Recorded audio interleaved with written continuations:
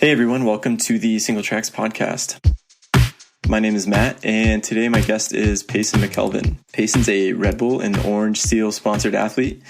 He races cross-country and endurance events, travels across the country in his van to race. He's a 2 times marathon national champion, a single-speed world champ. He's taken 3rd in Leadville, 1st in the Firecracker 50, and has a bunch of other race and mountain bike accolades. Is there anything I missed, Payson? I don't know. That's plenty.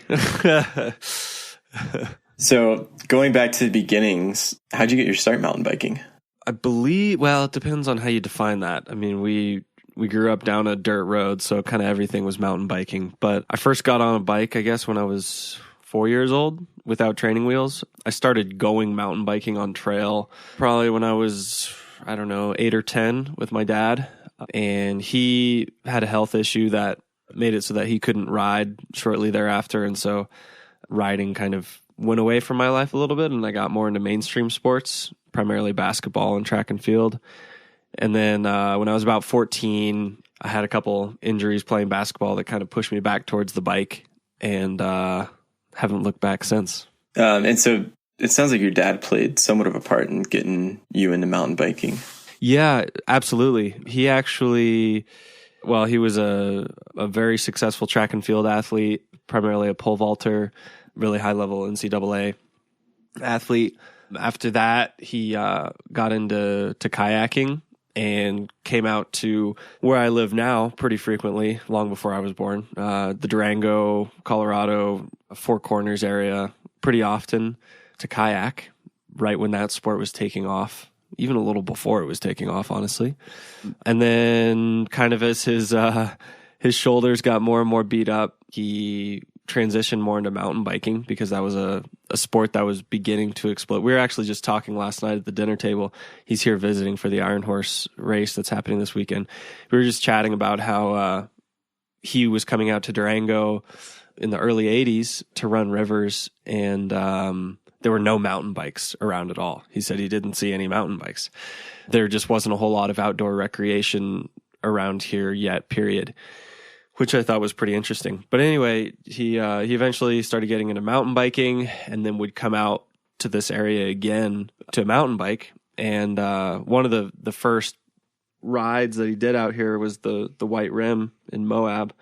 And that's one of the things that really set the hook for him. And so then he kind of came back, this was after I was born now, came back to Austin, Texas, where I grew up and where we lived, and kind of introduced my family to mountain biking. So it's because of this area that I live in now that I eventually got into mountain biking from kind of in a secondhand way, but it's somewhat fitting that I live here now, I guess.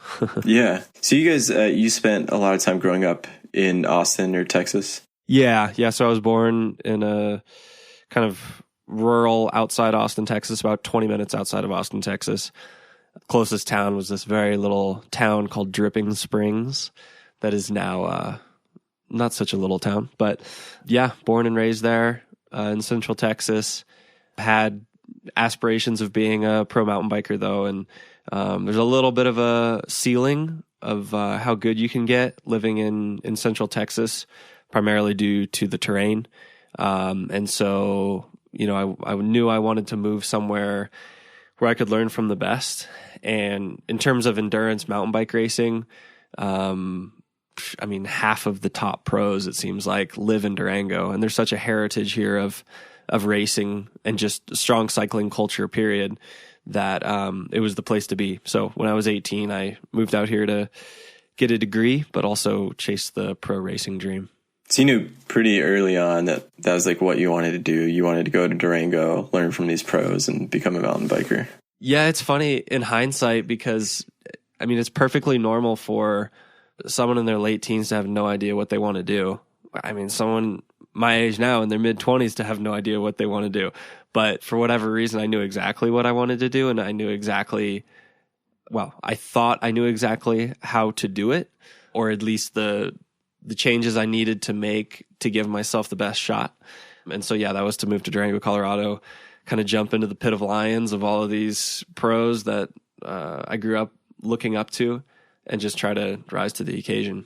Like, how much different was the terrain? Like, is there just a lot less rock in Texas to ride on, or is it like a big change to get used to riding in Durango? It's actually more rock in Central Texas, but it's the main difference is, and it's still that kind of carries over. My favorite kind of riding, and I guess one of my strengths riding, quote unquote, is just kind of really bony, ledgy, flatter terrain, just sort of, smashing through flat rock gardens. I just love that for some reason. And that's all Central Texas.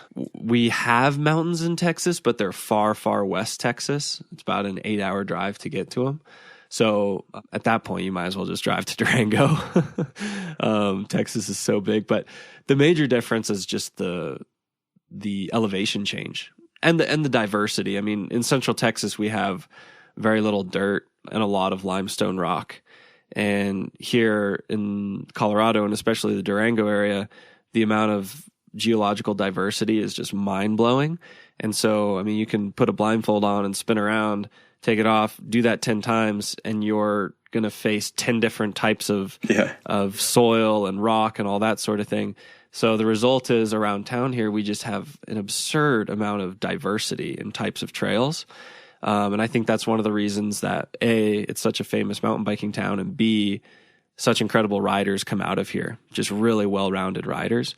So I had so much to learn. I mean, I came out of Texas feeling pretty good about myself in terms of my abilities, but it took me legitimately years to figure out how to be competitive climbing, how to be competitive in terms of tight or steep descents, steep climbs, switchbacks. I mean, I've barely seen any switchbacks in my life. I was just dismal at switchbacks. So there was a lot to learn, but Durango was definitely the place to do it. So you got to Fort Lewis College, you're 18. I mean, what was it like? Did you initially just dive straight into the mountain bike team? Yeah, that's kind of a funny story. I walked into Dave Hagen, the team director's office, before the collegiate season started. And I'm pretty sure I was wearing like my national team kit to try to impress him, because I'd done a couple trips to Europe with USA Cycling, and walk in and, want to talk to him about what it's like to be selected for the collegiate national championships team. Because on a team like Fort Lewis, where there's over 100 riders, it's pretty competitive just to make that 6 or 8 person roster for the national championships, to even get to go to the national championships. I was already thinking about how I was going to do in the national championships, let alone whether I was going to make the team. And so I walk into his office, and I'm sure I sounded like the most cocky, little 18-year-old to ever walk into his office. But he politely said, yeah, if you make the national championships team, then this is how it will work, blah, blah, blah. And I was pretty fired up and won my first ever collegiate race, just like the regional series, the Rocky Mountain Collegiate Cycling Conference series. I was like, oh yeah, I'm totally going to nationals.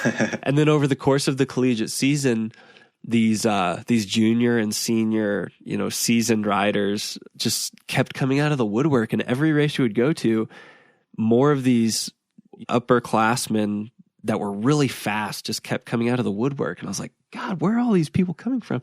And by the last round, I was not, top 4 best. And so I didn't go to nationals that year. And it was humbling, and it was a good lesson, and far from the last time that happened. I mean, that's one of the things about Durango is very rarely can you say you're the fastest here. I mean, even if this past fall, we had a little barbecue, and all of the national titles were just hanging out at my house having a barbecue, like all of the best riders. And so it doesn't matter who you are. You could have gone to the Olympics a few years ago. You're still going to get your ass kicked on the group ride probably. And so that's kind of why we're all here. Yeah, just that competition bed that makes you even faster, just being around everybody else. Exactly. And everyone has a really good attitude about it. It's not like all of these really successful riders are just at each other's throats, trying to assert themselves all the time. There's plenty of time for that during the actual race weekends. We're all buddies and do a lot off the bike together as well as on the bike. Yeah, so like you're racing for Fort Lewis. I'm assuming things are going pretty well. Like, when did you realize that you might have a career in mountain biking? Yeah. Boy, that's a big conversation because there's this funny situation in mountain biking these days where you have these really big, healthy size pro fields, especially in the Epic Ride Series. I mean, just last weekend in Grand Junction, we had 90 guys on the start line, and they're all pretty solid. And the top 20 guys are all really good. And there's, probably 30 of them that are quote unquote making money racing a bike, and then 15-ish, maybe 20 that are actually doing it full time. So, that word professional is a tricky one because, what exactly does that mean? Does that mean you're racing in a pro race, or does it mean you're paying all your bills through bikes alone, or does it mean you're paying some of your bills through bikes alone? So right. That's a little bit of a longer conversation. But I guess to answer your question, about halfway through my collegiate career, I was making money racing my bike, and theoretically an amount that I could get by on. I mean, we're talking like $12,000 a year, $15,000 a year. And that's when I was like, okay, I guess I'm a pro mountain biker. And I was definitely saying I was a pro mountain biker. But again, it's sort of like, do you want to call $12,000 a year your profession? I mean, the fact of the matter is there are just very few well-paid rides these days, period. But especially in the United States. And to be in one of those positions is really really competitive. And so coming up on my senior year and still kind of being in that very below poverty line pay bracket, I was kind of preparing myself to face the music and realize, probably a part-time job is what I would need to do to keep racing at the level that I wanted to. And I was beginning to make peace with that. But at the same time, this Epic Ride Series was really starting to take off, and luckily sponsors were recognizing that. And then also I was starting to kind of develop some of my own ideas about marketing and what marketing in the cycling industry looks like and could look like. And just, I guess I'm a pretty curious person, so I was just feverishly self-educating myself and kind of putting myself through a couple of courses outside of my official ones in college to help give myself the best shot at actually making this a profession. And I also started working with an agent around that time who really opened my eyes to what was possible, what my value as an athlete could be, some different ways to think about that. And the big thing that he instilled in me was I think he asked me, I can't remember how he put it, but he basically asked me, are you a pro racer? And I said, yeah, of course I'm a pro racer. I make money doing this. And he's like, you're not a pro racer. You're not a pro athlete. I was like, what do you mean? And he said, when's the last time you told a sponsor no? Or when's the last time you said no to an offer? Mm-hmm. And I said, well, I can't remember. Like, you kind of get whatever you can. And he's like, exactly. Until you're calling your own shots, you're not a professional. Until you are in a place where you can say, no, I don't need that. I'm going to wait until something better comes down the line. You're not really acting like a professional. So that really changed my mindset and really motivated me. And the story could go on for a while, but basically one of the tipping points, I guess, is in the late summer of 2016, this opportunity came up to go race the Mongolia Bike Challenge. And is a very cool, unique event. And one of the events that I was starting to hone in on as something that could be of great value to sponsors and a really good storytelling opportunity, which at the end of the day is what racing is. It's just a very, very, very specific traditional way of storytelling for marketing purposes.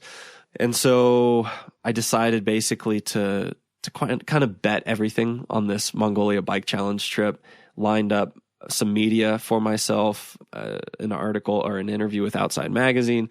In order to make the trip work, though, I needed to dish out about $2,500. And I think to my name at that point, I had like $3,400 saved up or something like that. Right. Yeah, and so basically I was betting everything on this trip to Mongolia, but I kind of had this blueprint in my mind, and I thought, this is a good direction. Like this I can see working. This is different, et cetera, et cetera. So I went to Mongolia, had an incredible experience. The story ended up being even crazier than expected. Won the race, got the interview and outside, picked up some new sponsors, and that was a tipping point for me.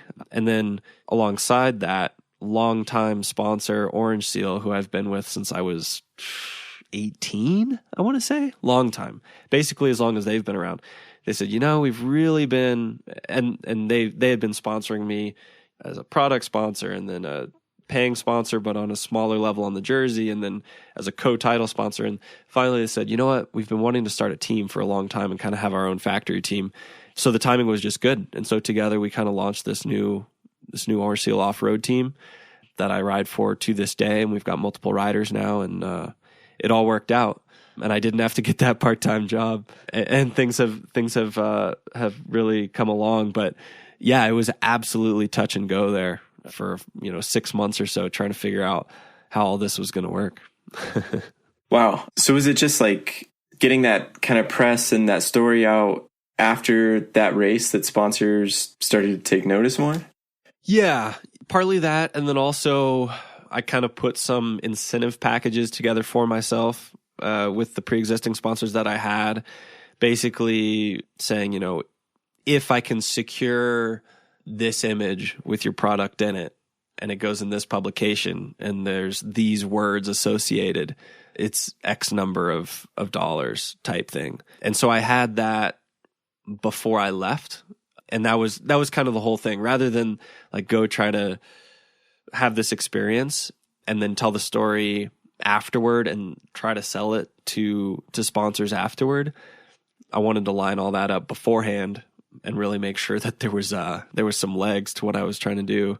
But yeah, in large part, I mean, it was just it was an event that racers and non-racers could relate to and be interested in. And I think that's really key. Is so often the race world gets so fixated on just the race world and kind of ostracizes this greater cycling community. And they forget that the racing world is like 1% of people that ride mountain bikes or ride bikes, period. And so they're missing 99% of the market sometimes. That's a little bit of an exaggeration, but I think the premise holds true. So it was just sort of realizing that there was room to reach out to a broader audience, make a bigger difference, and be of much greater benefit to sponsors. Yeah, and I guess that's changed a lot in the last few years, especially with social media and stuff, but to where brands look for athletes to sponsor in terms of like, kind of like you did, how you can tell a story rather than just putting their logo on a jersey and getting good results. Yeah, absolutely. I mean, when you really break it down, the thing I always tell people is I ask them, what is the goal of marketing? And, I get some different answers, but by and large, my feeling and what you'll read in some of the textbooks is the goal of marketing is differentiation. I mean, you're trying to stand out. You're trying to explain to a potential buyer, why your product is different and why it's worth their hard-earned money versus the competitor. And so when you walk around at races, oftentimes you just see a lot of folks copying what's already out there and trying to emulate what they already see.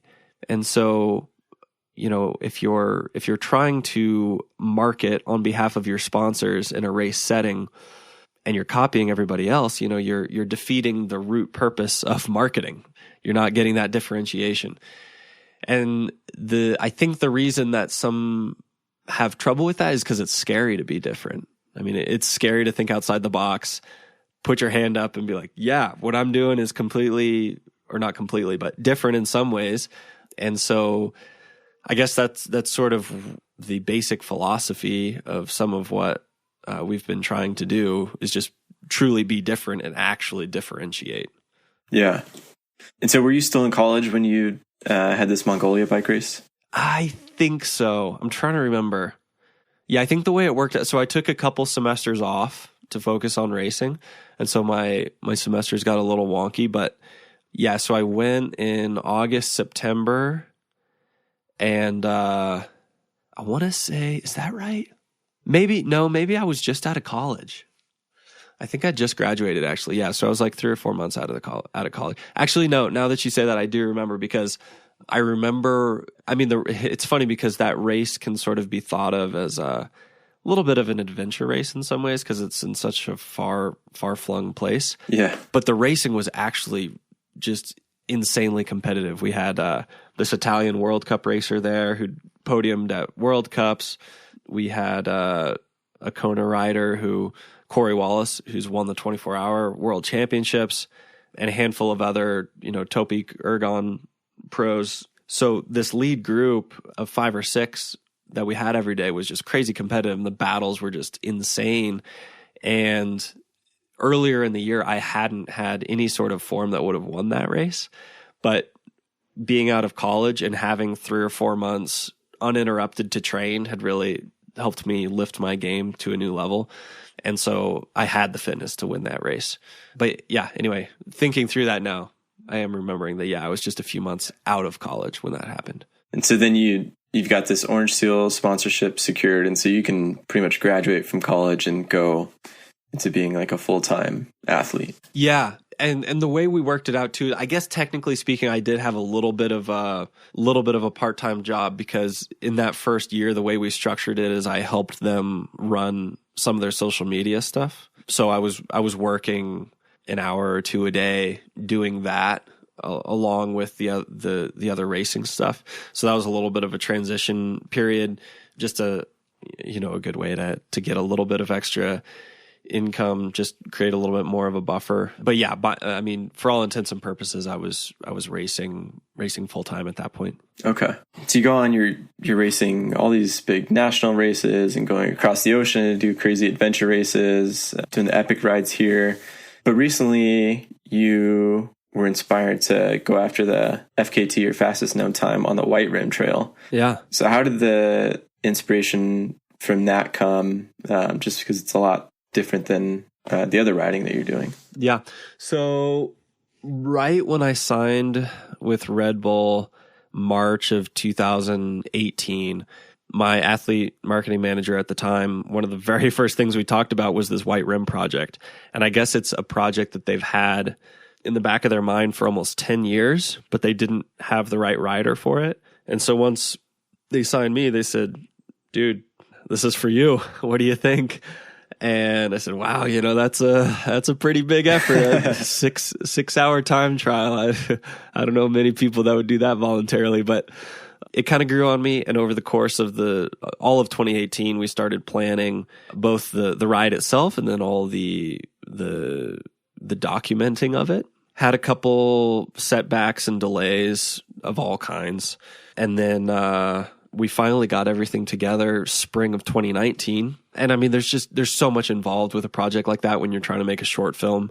I mean, the production company, finding the right production company and securing the budget and all of the sponsors that need to be involved financially to make it happen. Because I don't know if people have a whole lot of reference on this sort of thing, but creating a film is really expensive, really, really expensive, even when you're just talking a little 10 to 12 minute documentary.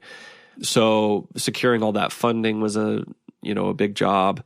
Anyway, long story short, we did it late March. And what's funny is, I knew of the White Rim, but I'd never done it. Knew it was iconic. And Red Bull's premise was basically there's this big legendary loop that has rumors of fastest known times, but there hadn't really been like a big public, like, this is the fastest it's been done, kind of throw down a gauntlet and be like, hey, everybody, this is a cool thing you can do, and basically make it an invitation. And the thinking, in hindsight, it's gotten far more complicated, but the thinking was, in order to extend that invitation and have this fun sort of community-wide competition, there needed to be some parameters involved. So that's why we decided, there needs to be this standardization route. All of that has been a huge learning process, and we could go into that if you want to. But yeah, I guess, once we started working on it more, I realized that connection with my dad and realized that white rim ride, which he did back in the 90s, was one of the things that set the hook for him in terms of mountain biking. And so he came back to Central Texas and he was like, hey, family, there's this crazy thing called mountain biking and it's awesome. And I think we should all do it together.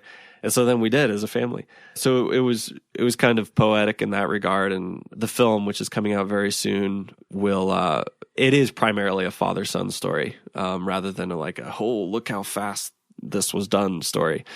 So yeah, I guess that was kind of the original inspiration there. So you and Red Bull started talking about it like as soon as you sponsored in March of 2018, and then you broke it late March 2019.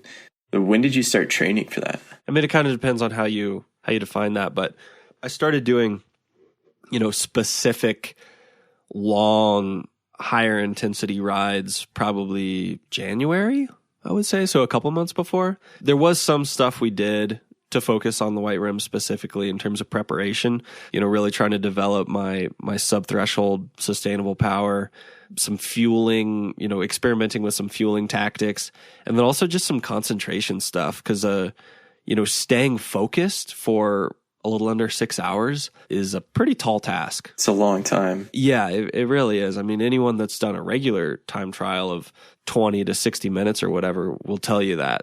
But doing a 6-hour time trial is pretty wacky. Yeah. And so I know before when I talked to you a few months ago, you had kind of mentioned some of the stuff you were doing with Red Bull. Are you able to talk about any of that? In terms of the training? Yeah, kind of that fatigue training. Yeah.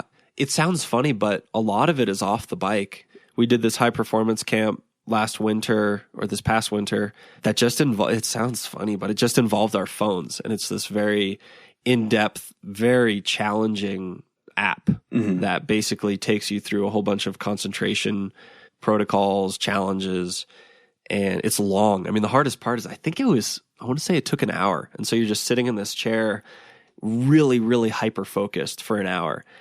And then you get this big score at the end and you're like, man, that completely wrung me out and still I have a lot of room for improvement. And then going straight from that sort of thing that just sort of wrings you out mentally into a reaction time test with this big TV screen and these dots that show up on the screen and you punch them as fast as you can. So just kind of some stuff like that. Stuff that probably looks, somewhat like NASA astronaut type stuff, but in the scheme of things, I think anyone could go out and do and buy. But yeah, some really cool stuff that just generally helped with focus and mental fatigue. Yeah, did it feel like it made a difference? Like, were you able to keep your focus for longer in the ride? It's hard to say like this definitely helped that, but I will say that was some of the fastest 5 hours and 45 minutes I've ever had in my life, just in terms of how time seemed to float by. I was a little worried about how, I'd be in the zone and then come out of the zone and there'd be, hours in the middle that were a big struggle, but I was just locked in the whole time. And even when I had a little mechanical issue partway through, it didn't really disrupt my concentration. I just immediately went to, okay, fix this issue and move on. And the only part where I really came out of my focus maybe was in the last hour or so when I really started struggling with some cramping issues going up that last major climb, the Schaefer climb. Yeah. And just really fell apart physically and was in 100% survival mode. I mean, to that point, I'd been pedaling at between 260 and 320 watts, somewhere around there. And in the last 30 minutes, which should have been the easiest to maintain good power on, I was having trouble holding 220 because the cramps were so bad and I was just so destroyed. Those last 30 to 60 minutes was kind of the only, I'd say the only time period where maybe I fell apart a little bit mentally, but it was, if anything, I was just really falling apart physically. Like my mind could only do so much at that point. Yeah. And so what's your pace? Like, is like 16 or 17 miles an hour for? Yeah, I guess the average speed, I honestly can't remember exactly. I think average speed was 17.3, 17.6, 17 point something. Yeah, that's so fast.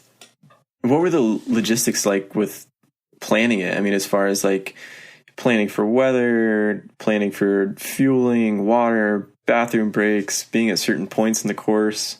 Yeah, so that was one of the biggest challenges. Is we originally had these grand schemes of like, all right, we're going to have a helicopter and we're going to film the entire thing. And there's going to be like 7 dirt bikes and 4-wheelers out there. And, not a single second is going to be missed in terms of filming potential. And then the national park was like, yeah, no, you're not doing that. So we actually had some pretty significant challenges in terms of securing the film permits, to the point where we had to completely adjust the way we shot the film. And basically what ended up happening is we shot basically exclusively outside the national park. So 30 miles of this route is on BLM land instead of national park land. And so we got most of the shooting there. And so some of the blowback we got was, I thought this was self-supported. It looks like there's a truck with him the whole time with film crews, and like that's not really self-supported. And for one, they never touched me. That was one of the rules. We couldn't physically interact at all. And I didn't even want to talk to him. I was in my zone, and I actually yelled at him a couple times, like, get out, you're in my way. But that was only for maybe 20 miles of the whole thing. And then for 70 to 80, I didn't see a soul other than they planted one stationary guy with a camera out on a climb. And so I saw him for like a total of 30 seconds. And then obviously the other riders that were just out enjoying the course, the usual, multi-day riders. So that's one logistical component, I guess. In terms of weather was one of the biggest stressors. Man, I'll tell you, going into this thing was one of the most stressful. I mean, it felt like I was going into like a national championships defense or something. Like the amount of pressure was absurd because I knew the number of dollars that was being invested. I knew that the current at the time record holder, or who we were pretty sure was the record holder, Andy Durai, had done a really good time. And part of one of the challenges is he did slightly different routing. I mean, obviously he rode the same loop, but his start and end point was different than ours. And that's a whole other conversation that we can get into if you want. But I knew basically I was going to have to go really, really, really hard to beat his time. And so failure was 100% an outcome I thought was possible. And so that was stressful.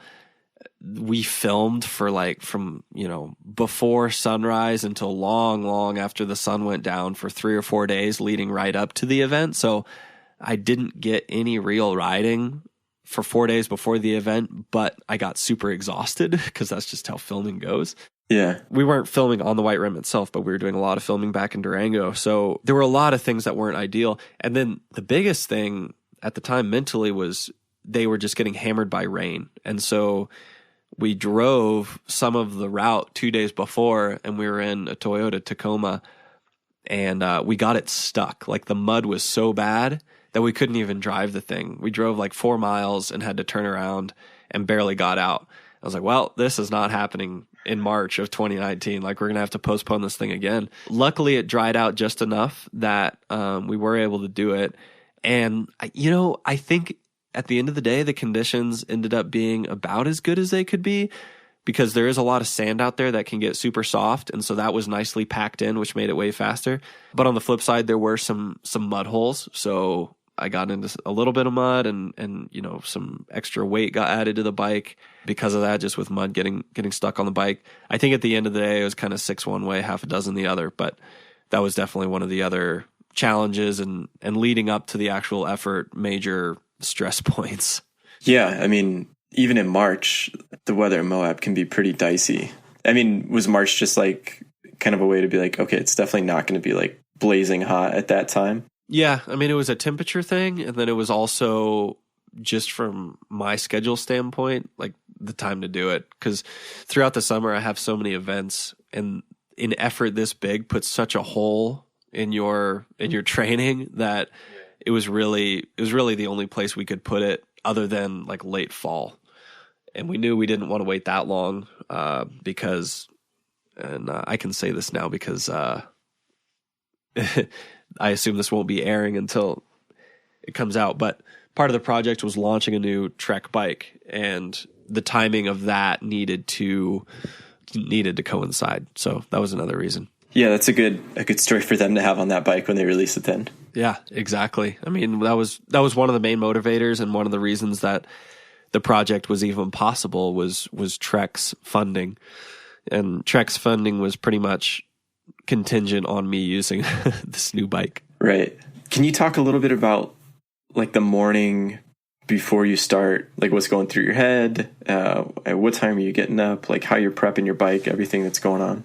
Yeah, so I really didn't know what to expect in regards to how I would feel morning of, night before, all that sort of thing. I thought, this is just it's not actually a race. There's no number plate. There's not that many people out there watching. In hindsight, it was funny. People started picking up on what we were doing, and so there actually was like a crowd at the finish, which was kind of cool. Not a crowd, a handful of people. Plus, my dad, my team manager, mechanic, film folks, all that sort of thing. So there was a decent little welcome party. But I was so much more stressed out about this thing than I ever would have guessed. I mean, I did not sleep the night before. And again, it kind of went back to just I knew how much I'd put into it, and then I knew how much all of my sponsors and everybody else had put into it. I knew how much it costs. I knew the responsibility I was being given by being the one to kind of showcase this new bike, and I wanted to do Trek proud there. So there was I was putting a huge amount of expectation on myself, and everyone was good about saying, if it doesn't work out, that's fine. There's still a storyline here. But yeah, I mean, it was still challenging mentally from that standpoint. So when I woke up that morning, having not slept much, it felt like a race day. Absolutely. And so and we kind of decided the best way to do it was to treat it just like any other race day. So my team manager and mechanic was there. We had the Orange Seal Off-Road team area set up like we would for a regular race. He took care of my bike like we would for a regular race. And in that way, I was able to think about the effort probably in a little bit more relaxed way eventually, because it just felt like the normal routine. Sure. So yeah, I just followed my regular morning routine of waking up 2.5, 3 hours before the effort, had my usual pre-race breakfast of eggs and toast, and went for a drive up to the White Rim and dropped in and went really hard for 5 hours and 45 minutes. How are you setting up your bike for that? Like, I mean, do you still have like CO2 pump tools on you, all that? Yeah, and there will be photos of that very soon. But yeah, basically it was bike, fairly normal race bike setup, CO2, tire plugs, tools, a tool which I actually ended up needing.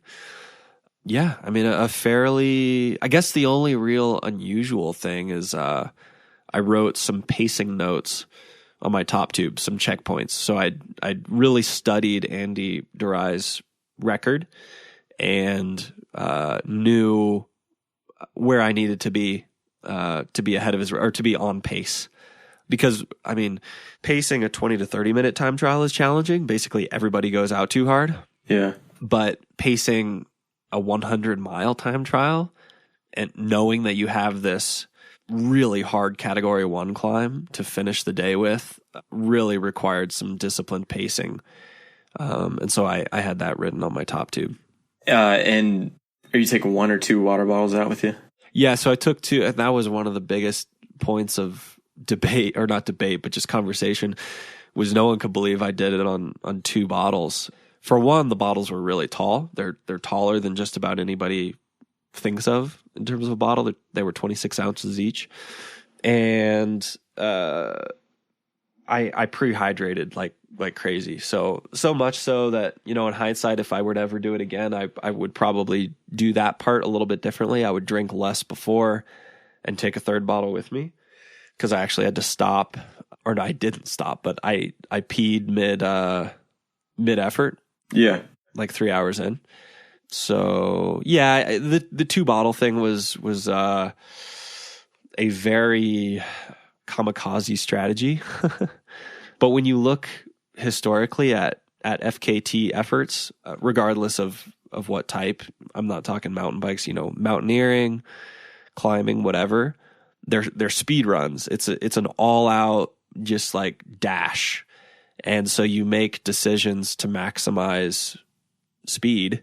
And sometimes that means, having nothing to drink for the last hour, which is uncomfortable. Wow. Yeah. And means you get to the finish line dehydrated a bit, but, spending the last 10 minutes of the effort potentially a little bit dehydrated was something I was willing to do in the name of carrying around, 3, 4, 5 extra pounds in fluids earlier in the effort. Yeah. And then what's your fueling like? Like, how often are you eating during the attempt? Very often, very often. So we shot for 250 to 350 calories an hour, which is on the high side, but because I've done so many miles, so many training rides at this point, I'm pretty good at processing food while riding. So tons and tons of goo gels, tons and tons of goo chews. I ate a couple bars, but yeah, basically just tore through calories. Yeah. And those are all like in the back pockets of your jersey. So you're just munching as you ride 17 miles an hour. Yeah. So I had this really cool Velocity skin suit, custom made by Valet. Basically what they did is they took a medium bottom and sewed it to a small top of their typical skin suit. So it was just extra aero. And they've got these really nice 3 big pockets in the back that really stretch. And so I was able to stuff just a ton in my pockets. Okay. Yeah.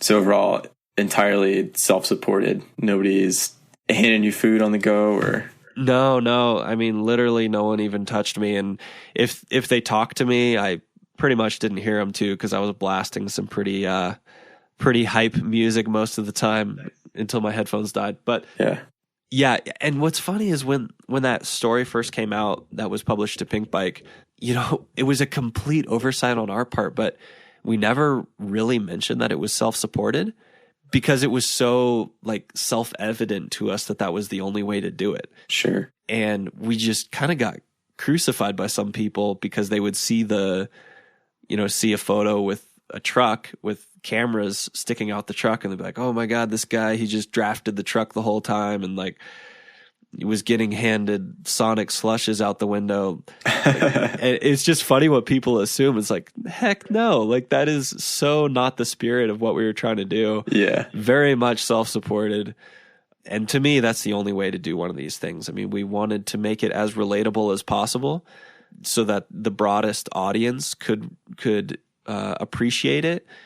And, if I was, it looked, granted, being in a skin suit makes it so that a certain number of people are going to be like, I can't really relate to that. Sure. But, if we'd done it supported and I'd just been getting handed food and water out the window, it just wouldn't have felt right. I mean, that's not mountain biking to me.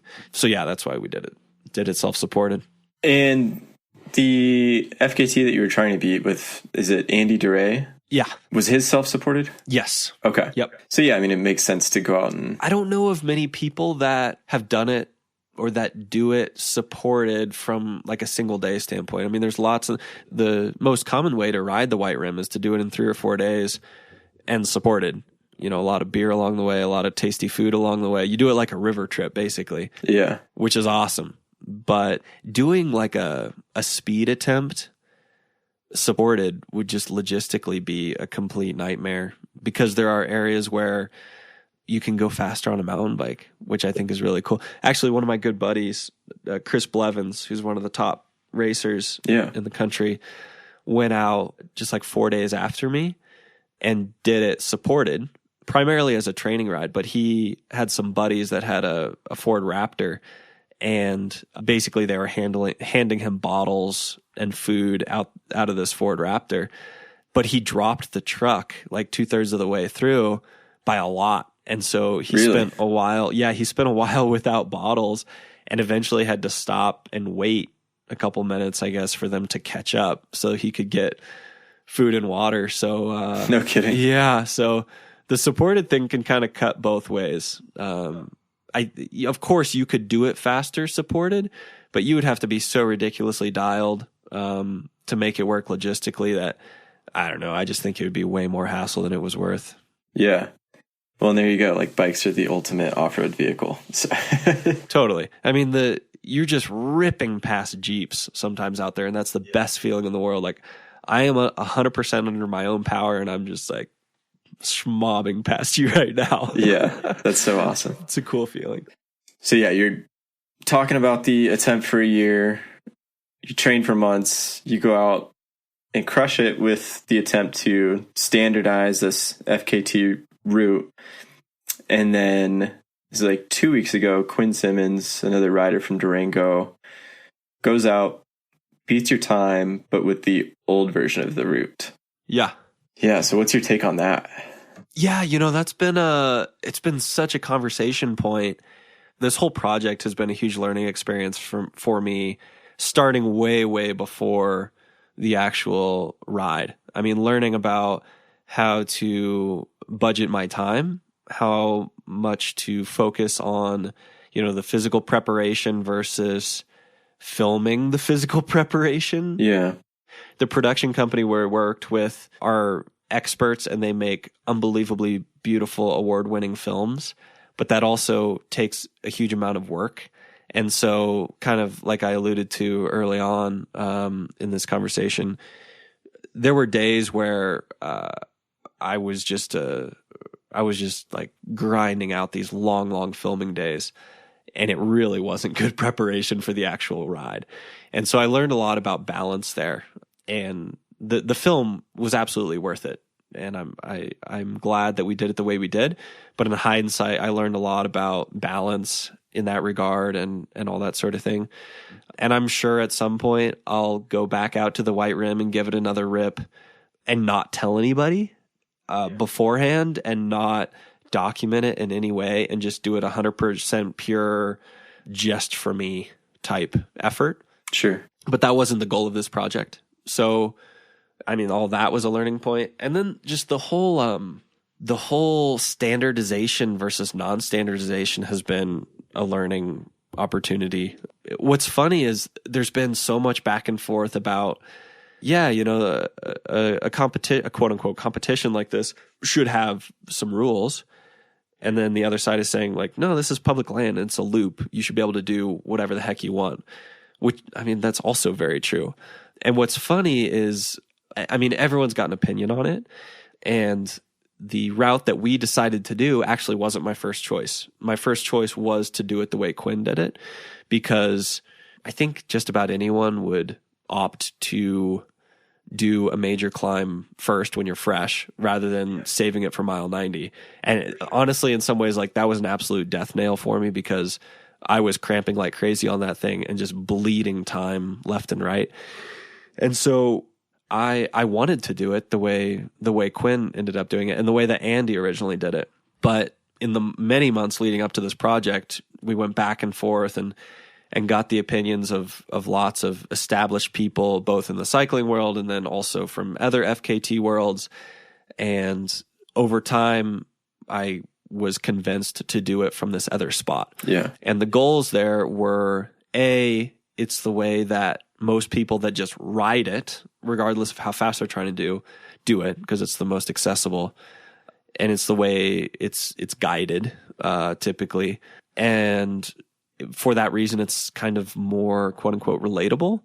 And then from a logistical standpoint, it's easier. You can get down Schaefer with just about any kind of car, but it's a pretty intimidating drive. I mean, the exposure is about as gnarly as it gets. I mean, by definition, it's Canyonlands. I mean, it's thousands of feet off a cliff if you mess up, and there are cars that you can see on that road that have pitched over the edge. Oh no. Yeah. So it was our thinking that if a goal is getting more people out here enjoying the loop, we want to showcase the way that most people are likely to ride it. And most people aren't as likely to drive all the way down to the bottom of Schaefer for the extra X number of minutes that it will give you as you try to do it as fast as you can. So anyway, that was kind of the thinking there. In hindsight, I'm still not really decided on it all. I'm still kind of taking it all in. It's been interesting how fired up some people have gotten. I think some people just don't want to see this ultimate playground of freedom have any sort of rules associated with it at all, which I completely understand. And I guess what we could have done a better job of is expressing this as the invitation it is and the option it is, rather than some sort of obligation. So by that, I mean, the whole point of doing it the way we did is like, hey guys, here's an option that's going to make it easier for us to keep track of fastest times. And I love analytics. And so I thought having a Strava route where we can compare, because I knew eventually the record would be broken for sure, for a whole bunch of reasons. And I knew that it would be cool to, on Strava or whatever other software, be able to be like, all right, so here's where Quinn or Chris or Howard or whoever went, like they started to pull away. And then here's where I gained time back, and just have that comparison, because you can do that sort of comparison, with the amazing platforms we have now. And so personally, I thought, that'd be a really cool component.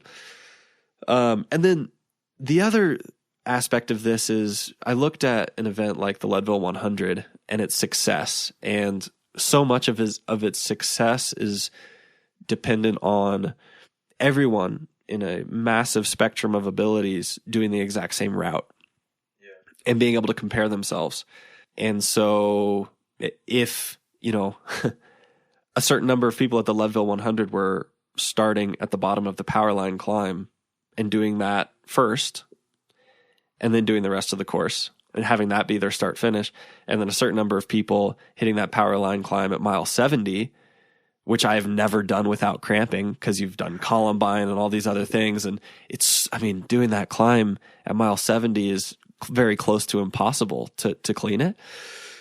That was kind of the thinking, is like, all right, here, if some of us agree to do this in the same way, then a lot of other people are, regardless of ability, are going to be able to go out and say like, all right, well, it took me 9.5 hours, but I can compare, apples to apples, that this was 9.5 hours and whoever else did it in 5:40, 5:45 or whatever. So that was kind of the motivation there. And I guess where I'm going with this is we could have done a better job of saying like, this is an option. Like, you can do whatever you want. Obviously, it's national park land. And so I really don't fault Quinn at all. Like, he identified a way to do it that was best for him, and he covered the full 100 miles faster than I did, in a slightly different way than I did. But that's completely his jurisdiction. So yeah, I guess I'm still kind of conflicted on it. I wouldn't change anything, because we put so much thought into what we did. And people are still divided. I mean, it sounds like Chris Blevins is going to do it from the top there the way I did. Sounds like Keegan may give it a shot from where Quinn did. So maybe our thinking was a little flawed, and maybe we didn't quite get it right, but the intent was pure. And when we were out there riding it at a more leisurely pace a couple weeks later, an amateur rider, I'm such a racer, a non-pro rider, just a normal rider, came through and saw us and he said, oh, I'm out here because of the project. And he was excited that we'd sort of created this quote unquote course. Like, this is the start and finish, because he felt like he was on the same journey that I had been on. So that's what we had been going for. So there's going to be some people that feel that and appreciate that, and then plenty of other people who don't agree with it. And that's fine. Yeah. And I mean, it sounds like, I know I talked to you ahead of it, but you guys had talked to other communities, and as far as FKT attempts, like, they're all sort of on board with like being like, hey, this is a standardized route. And then there's, you set a time, and then it creates competition for other people to compete with it on that route. Like, is that the norm for these other communities? It varies. And I think there's just kind of philosophical differences too. I mean, the thing I see most often, so it's most popular in the running world and the ultra running world and the mountaineering world. And I mean, if you look at what's an example? I guess the Colorado Trail Race, for example, it's a point to point, and so there's a record from Durango to Denver and a record from Denver to Durango. There's two separate records there, which I think is interesting. That's a little bit different because it's a point to point. Or take the rim to rim to rim in the Grand Canyon. Same sort of thing. And it's tricky because, you know, by definition, these are just constructs. I mean, they're just, the UCI isn't out there with a clipboard and a stopwatch.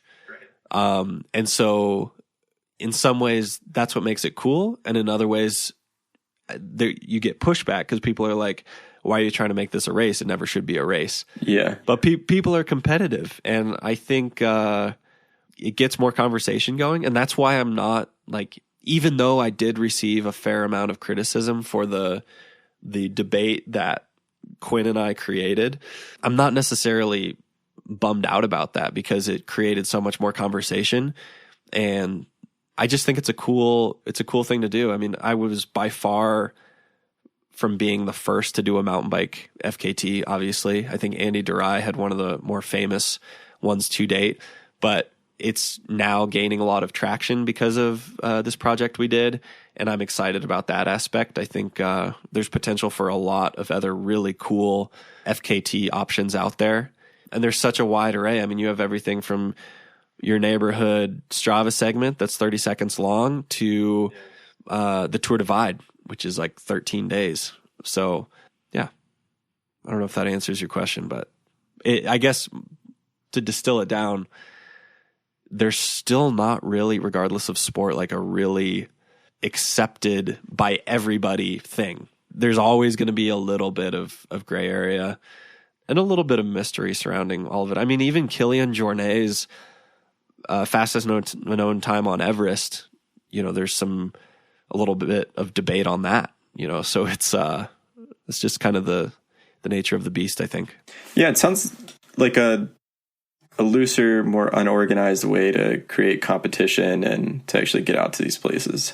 Yeah, and at the end of the day, and it's so hard to convince people of this being the case before the film actually comes out, but the time and the speed component was just that. It was a component. It was part of it. It was kind of the cherry on top. It was a vehicle to create more interest and intrigue and excitement and to showcase what I'm capable of, showcase what the equipment that I use is capable of. But it was far from like the storyline. Yeah. And that will become clearer when the film comes out. But I think that's an important part to note is, of course, the competitor in me loves the aspect of trying to go faster than anyone has.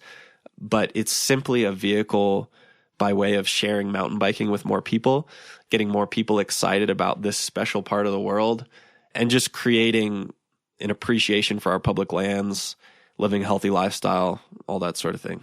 Yeah, absolutely. Are there any other FKTs you have your eyes on? Yes, but if I learned anything from the White Rim, it's that maybe don't point for the fences like 8 months out. Maybe keep your cards a little closer to your vest. But yeah. I mean, I have some ideas of things. Nothing that high profile at this point, but and nothing that will have the production value of this White Rim film for the time being. But there are certainly some point to point, quote unquote, FKTs that I have my eye on that I certainly don't have time or energy for anytime soon because of the actual race season. But I think come this fall, I'll probably try to take a swing at another one that looks pretty cool. Nice. And how's the rest of the year look for you? What races do you have on your calendar? Unfortunately, I don't think I'm going to be able to do the Iron Horse this weekend because of this nasty flu that I'm still getting over. But I'm hoping to do Dirty Kansas June 1st. That's, you know, just barely over a week out. That's going to be a little touch and go. Yeah. If I do end up racing, it's certainly going to be with a little bit more open mind about performance, just because the past 7 days have been completely wiped clean in terms of training, unfortunately. But I'm going to take a little break after that, go visit my sister in England, and then come back, get in a couple weeks of good training, then go to the Carson City Off-Road, then to BC Bike Race, which will be a first for me, something I'm very excited about. Sweet, yeah. Cross-country short track nationals, Oz Trails Off-Road is in there, Leadville 100 again for sure, SBT Gravel, a couple other kind of miscellaneous events, and then we're going to go over to Israel for Epic Israel, which is an S1 stage race. Yeah, so a little under halfway through the season probably, so plenty left to get after. Yeah, and another busy summer for you, racing and traveling and getting to some cool places. Yeah, I'm really, really excited for this big road trip that's coming together between the Carson City Off-Road and the BC Bike Race. Rather than fly to Carson City, I'm going to drive out there and race Carson City, kind of wind my way up towards Vancouver, stop along the way and knock out some podcasts of my own, race BC Bike Race, and then kind of wind my way back towards Durango over the course of 5 to 7 days, hitting up a bunch more really cool people for podcasts and hopefully having some sweet experiences along the way also. So I'm really I think it's going to be like a 60-hour total driving, a little under 4,000 miles over the course of, over the course of, I think like 3 weeks, 4 weeks. But yeah, it's going to be super, super cool. Great racing, but also all the stuff in between the racing should be pretty sweet as well. Yeah, because you use your van a lot to travel between races, right? Yeah. That's pretty modded out. Yeah. It's awesome. It makes a really good command central on race weekend. And then also, rather than fly to all the races, a couple of years ago, I was like, you know what? I'm tired of flying over the Grand Canyon and being like, man, that'd be sweet to go to the Grand Canyon someday. Yeah. So I said, you know what? I'm just going to drive to more races. So there are some races, like if I have a race in the Midwest one weekend and then a race in California the next weekend, it doesn't really make sense to drive to those. So I do end up flying to plenty of races still. But whenever I can, I do drive because I found that having these experiences between the actual races are really, really special too, and something that I think I'd really regret missing once I finally do retire. Yeah, and it saves you from having to pack up your bike and scram to an airport to try and make it on time. Totally, yeah. And it's sort of like I'm so familiar with the van space now that it almost feels like another room in the house. And so, when I pull up to a race, rather than being in some unfamiliar hotel room every time, it feels like I'm in another room in my house, and there's a certain level of ease and tranquility that comes along with that. Yeah, a little bit of home comfort. Yeah, absolutely. Awesome. Well, that is all we have for you this week. Payson, thanks for joining us. Yeah, thanks for having me, Matt. It's at Payson McElveen for your Instagram? Yes. Okay. And Payson also has a new podcast out. He's got a lot of really great guests. So that's in all podcast apps? Yes, I believe so. For sure, iTunes and Spotify. Okay. Yeah. And then on his website. It's not my name isn't actually in the podcast. It's The Adventure Stash. The Adventure Stash, right. And you'll know because it's like a cartoon sketch of you with a giant mustache. Yeah, exactly. Yeah. Pretty funny. Awesome. If you are enjoying our podcast, be sure to rate us in the iTunes app, subscribe, join our email list. That's all we've got for you this week. We'll talk to you again next week.